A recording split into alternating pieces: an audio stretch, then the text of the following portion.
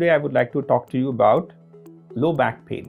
You would have actually come across patients who've complained of low back pain, and if you look at the data also, at least a good 1 in 5 patients who visit a hospital for back pain will be low back pain specific to L4-5 or L4S1. Could be related to disc, could be related to bones, could be related to small joints, that's the facet joints in the back, or the sacroiliac joint, which is a big joint which is between the sacrum and ilium and the hip bone. Now, it could be in terms of the most commonest of all, patients who would come to a hospital saying that it's a slip disc. And in today's generation, wherein patients are, most of them are desk bound job, back pain has become on the higher end. We can see almost the trajectory going by 175% according to the Practo's latest surveys which have been made.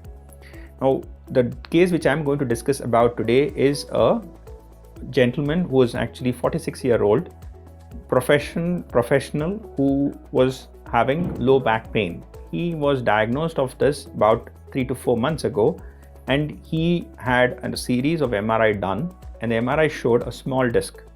He had gone to the best of the neurosurgical people as well as the orthopedic people, and they have suggested saying that there is no surgical intervention which is required as of now.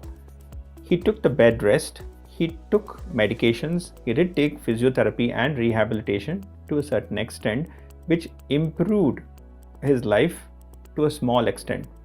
But to a large extent, he was not able to go back to his work and do other activities because his low back pain was nagging from the day go in the morning to almost in the evening. So he took multiple holidays in between to actually cope up with his work schedule.